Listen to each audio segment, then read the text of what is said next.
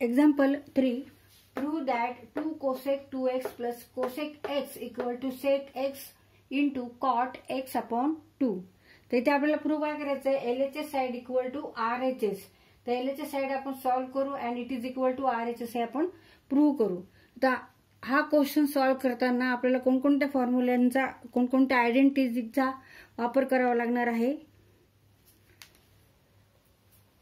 No cosec 2 theta means 1 upon sin 2 theta and sin 2 theta means 2 sin theta cos theta. Now sin theta means 2 into sin theta upon 2 into cos theta upon 2. 1 plus cos theta means 2 cos square theta upon 2 and sec theta means 1 upon cos theta and cot theta means cos theta upon sin theta and cosec theta means 1 upon sin theta. तर इथे एवढे आपल्याला identity फॉर्म्युल्यांचा सूत्रांचा टूल्सचा वापर करावा लागणार आहे. यांचा वापर करूनच आपण हा क्वेश्चन सॉल्व्ह करणार आहोत. तर हे सर्व तुम्हाला आयडेंटिटी पाठ पाहिजेत. LHS side equal to 2 cosec 2x plus cosec x. Now 2 cosec 2x, use here this formula. Cosec 2 theta means 1 upon sin 2 theta.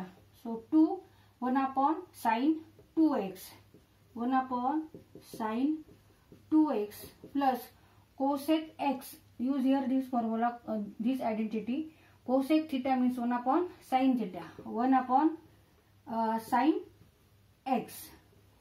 Here theta is x. Now 2 divided by sin 2x. Now use here sin 2 theta, that is a double angle. Sin 2 theta equal to 2 sin theta cos theta.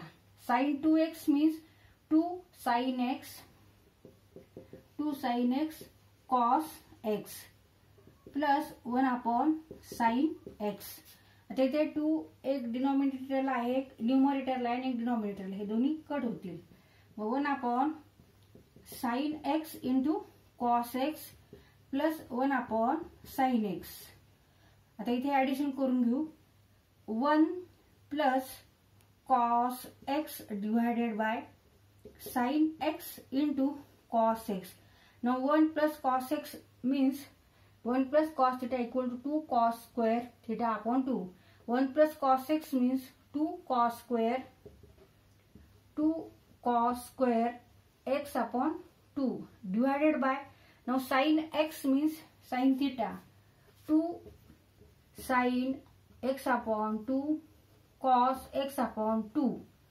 2 sin x means 2 sin x upon 2 cos x upon 2 and into cos x. आता इथे cos square आहे, इथे cos x आहे, तर इथे cos cut होईल, हे 2 cut होतील. Therefore remaining cos x upon 2 divided by sin x upon 2 into cos x. Now cos theta upon sin theta means cot. Cos x upon 2 divided by sin x upon 2 means cot x upon 2 into 1 upon cos x means sec x or sec x into cot x upon 2. तर इथे आपलं prove झालेलं आहे LHS side equal to RHS side.